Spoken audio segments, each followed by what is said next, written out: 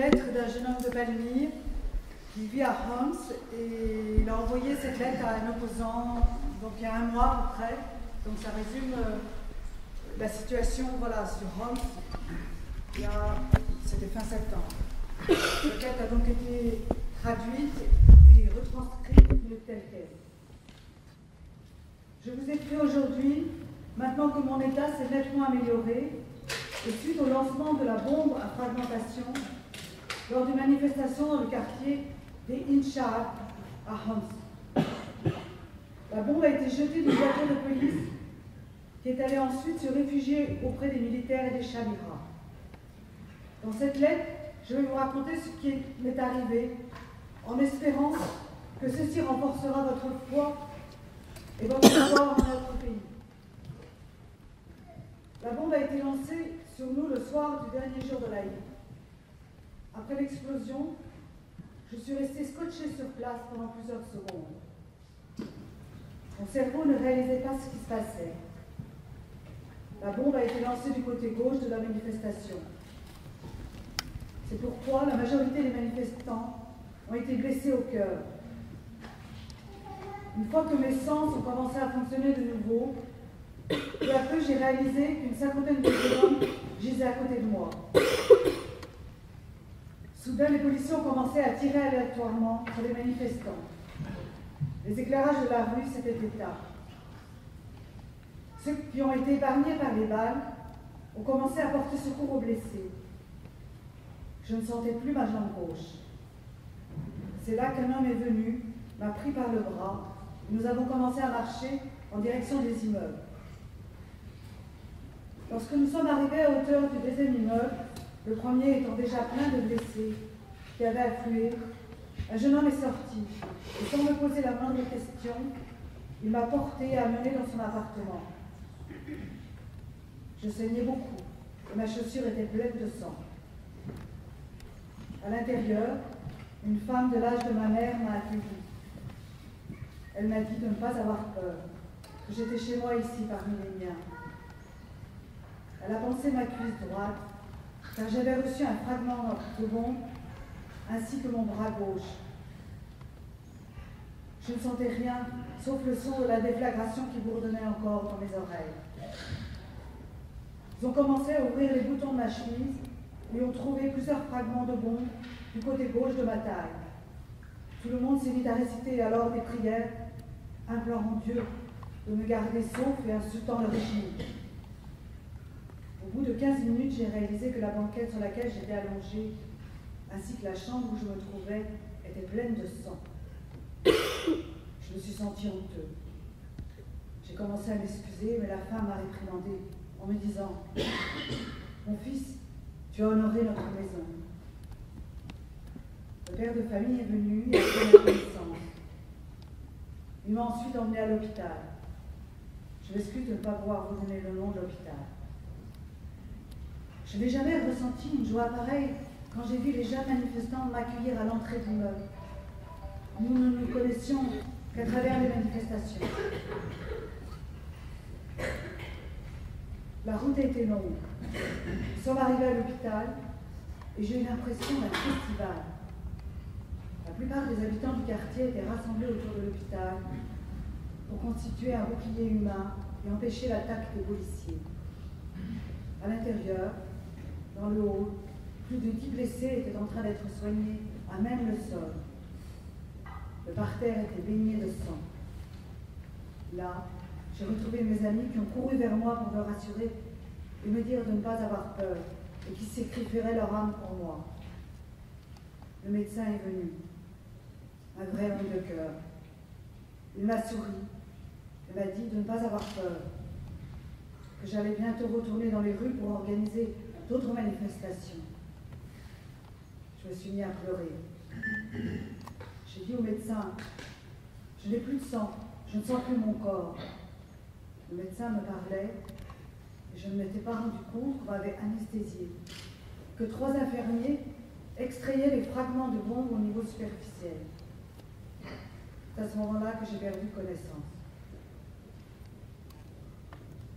Lorsque j'ai repris conscience, j'étais dans une ambulance du Croissant Rouge avec un ami à moi. Je lui ai demandé l'heure et où nous étions.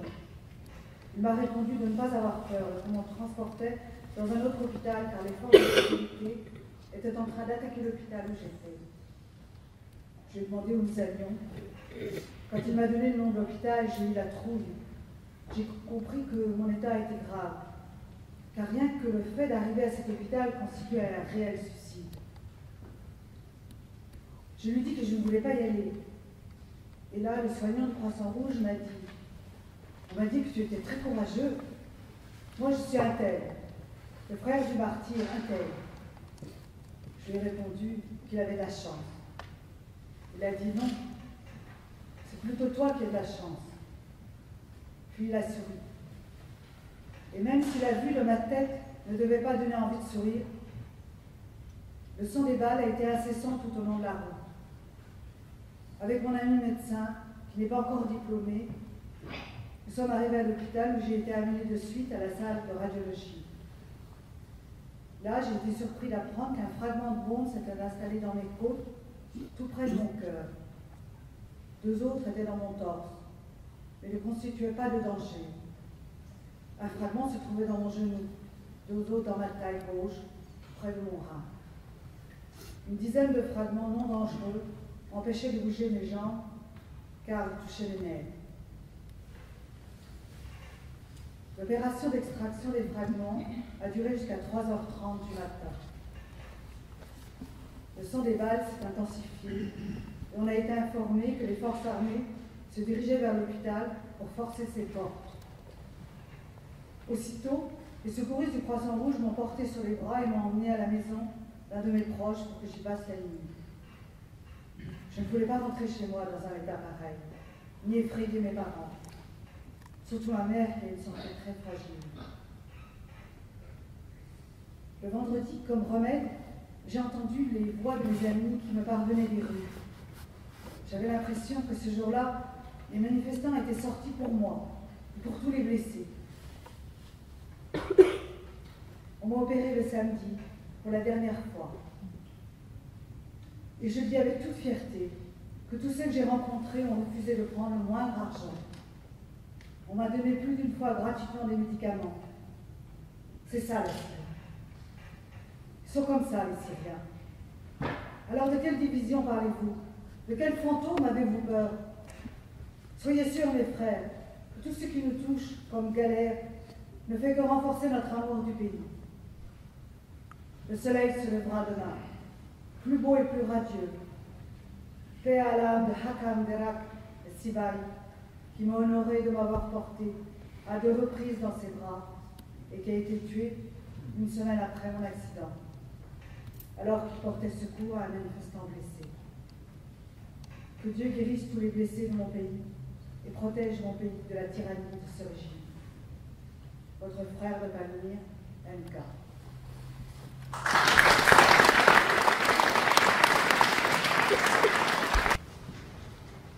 Donc le premier, sont des poèmes très courts, est extrait des Miroirs de l'absence, a été écrit, en tout cas c'est un ouvrage paru en 2005. Il y a 4 cigarettes que j'aimerais fumer maintenant, d'un seul coup. La naissance, l'amour, la liberté, la mort.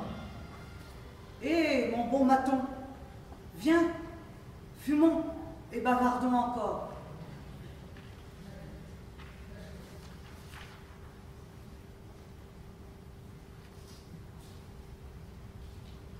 Certains mesurent le temps au battement des heures, d'autres à ceux du cœur.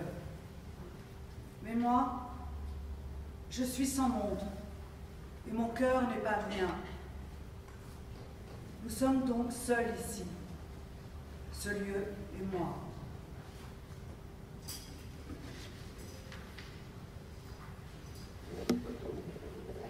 Celui-ci est extrait du recueil Variations orientales. Foi. Le saule leurre-t-il quand il répète après la rivière?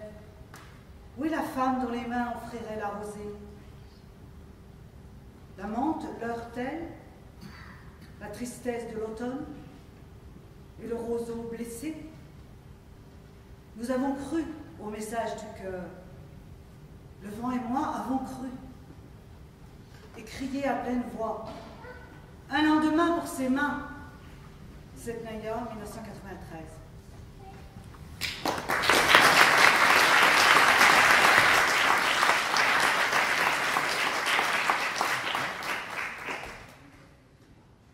À ma terre meurtrie de sang et de souffrance, berceau d'humanité, berceau de mon enfance, pour que cesse l'horreur des combats et des armes, je dédie mes mots, ma révolte, mes larmes, d'avoir ployé longtemps sous le poids du silence, d'avoir courbé le dos sous le joug des violences, d'avoir tremblé longtemps dans l'effroi, la terreur.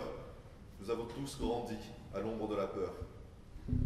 Pour avoir réprimé dans la honte notre orgueil, ravalé l'amour-propre de nos droits, fait le deuil, refoulé la colère quand nos gorges se nouent, nous avons enterré la dignité en nous. Dignité retrouvée, au rêve d'espérance, c'est bien dans la douleur qu'a lieu ta renaissance. N'est-il de liberté qu'au prix de barbarie, et n'est-il que de justice acquise sans tyrannie? Par le rouge des flots qui coulent dans nos veines, et par la fulgurance des révoltes soudaines, par la force du peuple qui relève le front, qui se relève enfin pour essuyer l'affront. J'en appelle à l'amour qui fleurit dans nos cœurs, j'en appelle aux rivières des sanglots et des pleurs, j'en appelle à ces voix qui scandent levant la paume, à celles qui psalmodient des versets et des paumes. J'en appelle au printemps, à l'odeur du jasmin, pour que la liberté éclaire ton chemin. Syrie, je t'aime.